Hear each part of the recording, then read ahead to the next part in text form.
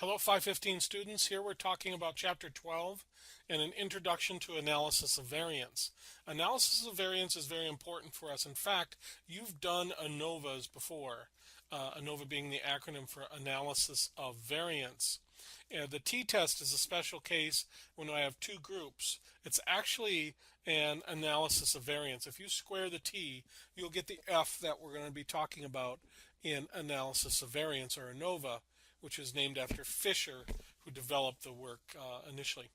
So the text gives us quite a bit of theoretical background of what's going on with the idea of group. And ANOVA is a means model. We're dealing with means in groups and alike.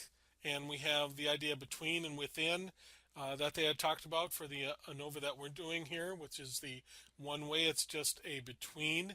We're investigating between groups of analysis.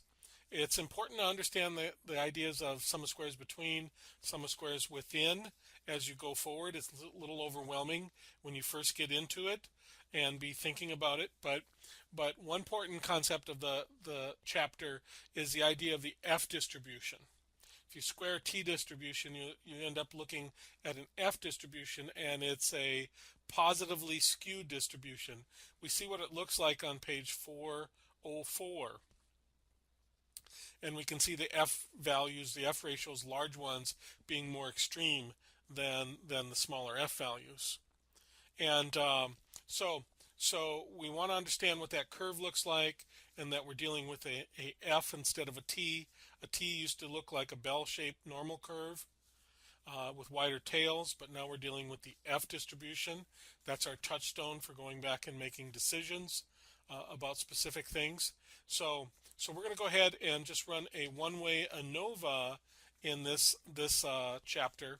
And you can see from the assignment, or here's the example assignment, where I have three groups. Now, I could run the one-way ANOVA with two groups. That, for example, would be the t-test. 3 groups, 5 groups, whatever, however many groups you wanted to run in that case. Later on, we'll be talking about the idea of factor design, where we can have different amounts of groups within factors. But for now, it's just a one-way analysis of variance. Very common analysis, used a lot in many different fields. So we see here that it says enter the below data into SPSS. Conduct a one-way ANOVA to see if there is a difference between any of the means in the group. Write up the analysis, write up your results in APA. And that's a key aspect of, under the null, group 1 equals group 2 equals group 3 for the means, meaning within the populations. We don't expect the samples that we actually get here, but within the populations, the null specifying all the groups are equal. The alternative is that they're just not. 1 could be different from 2, 1 could be different from 3, or 2 could be different from 3. So any of those conditions happen, then we could reject the null if that was the case in the population. So the first thing, like the t-test, we need to enter our data here, and we have group designation because these are independent groups. This group is independent from this group, independent from this group, meaning, for example, they're different people if they're observation of scores and alike. So these are observation or scores. So the first thing is, let's go ahead and go up to SPSS and go into variable view and enter group. Our next variable, as these are the observations, are scores, so we'll just call them scores. Okay. We go to data view, we'll click on that, and we have 6 scores for each group. So let's just call them group 1, group 2, group 3, and I'll put in 6 ones.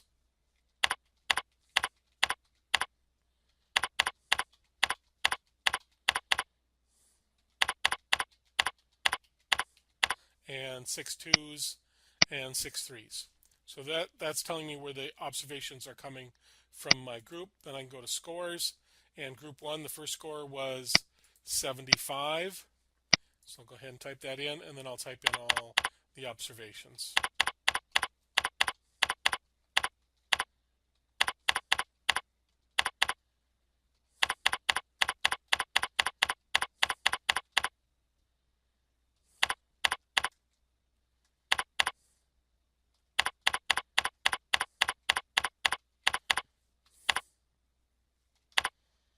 Okay, so the key aspect here is that under each group we have the observations that we obtained from that.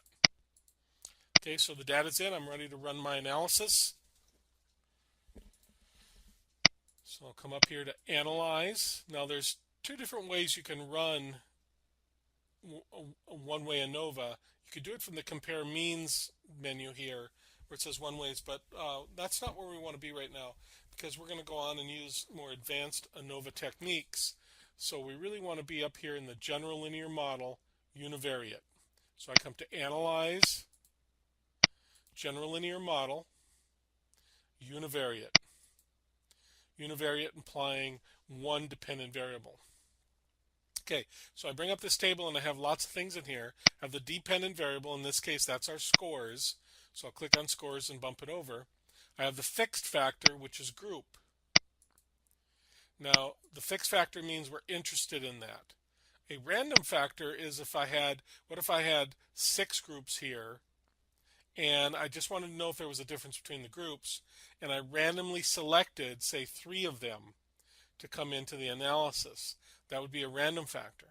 A covariate is something we're often uninterested in the analysis. It's a variable, for example, like age. If we were testing something and we didn't want to consider age, we'd bring in as a covariate, and that's a statistical correction. It's a covariate. It's often correlated with the response or the dependent variable, and it's something we're normally not interested in. And then the idea of weighting, which we'll use less often. But for now, we just have dependent variables and our fixed factors, which are our groups in this case. And that's all we have to do at this point. And now there's a lot of different options over here we can do, contrast, plots, and alike, but we're just not interested in any of that right now. So we'll go ahead and paste our analysis into our syntax window. Oops, I clicked on OK by mistake here. Let me go redo this. So I come up to Analyze, General Linear Models, Univariate. I had clicked on OK by mistake. If you click on OK, you go right to the output. But really we want to click on Paste because we want a record of what analysis we asked for in our output. So then we'll go to syntax. There's our syntax. I'm going to block on that by clicking and holding my left mouse, dragging across it, clicking the Run selection triangle, and then that's going to give me my output. Okay, so we can go ahead and take this output over into our Word document or our assignment.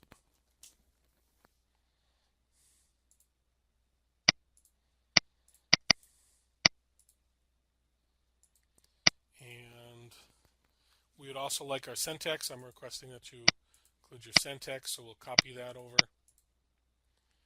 And then that's all we need to run to look at our results. Okay. So what we have out here is the ANOVA table.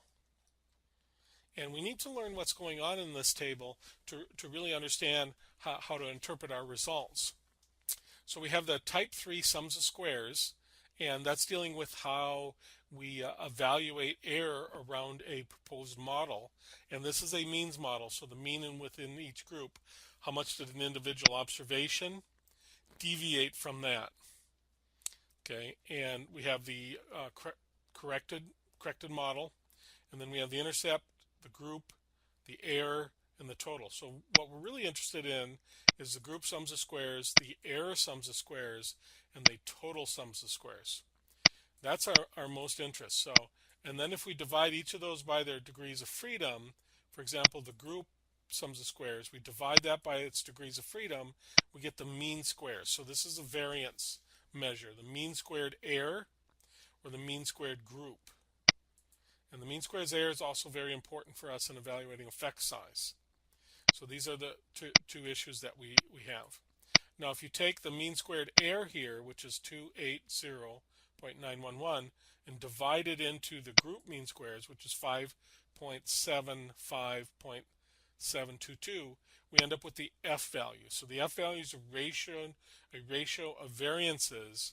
In our case, it's 2.049. The sig value associated with that, as we know, is our p-value is 0.163.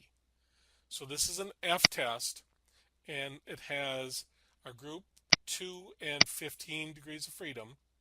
The degrees of freedom associated with the groups, we had 3 groups, so 3 minus 1 is 2, and then the error degrees of freedom, because these are the two values we used to get the ratio for the F value. Okay? So we're ready to write this up in APA. We'd say that it's not statistically significant, and then we'd give the APA statement. So it's an F test because we're using an F distribution. That's right up here in our table.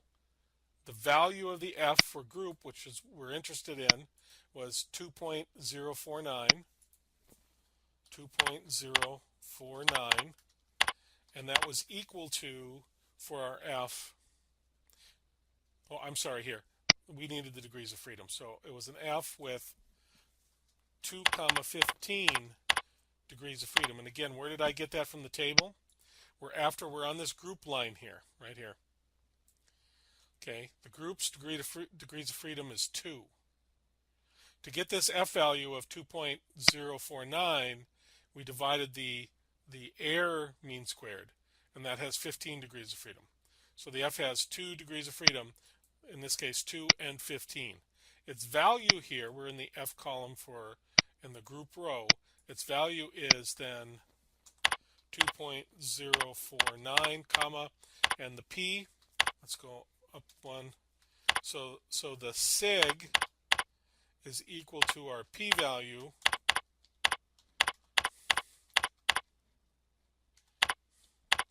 which is equal to, in this case, 0.163.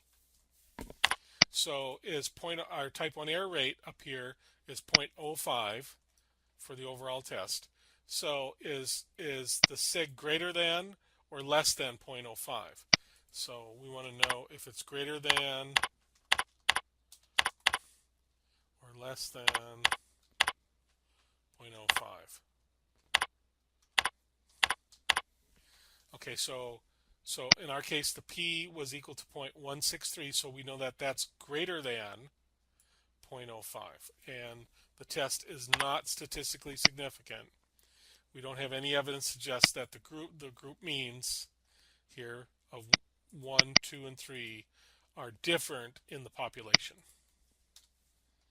Okay, so go ahead and conduct this one-way ANOVA and pull your APA evaluation or reporting out of the test for that ANOVA. So we don't think there's any mean differences here. Okay, so go ahead and upload your work. Thank you for your work.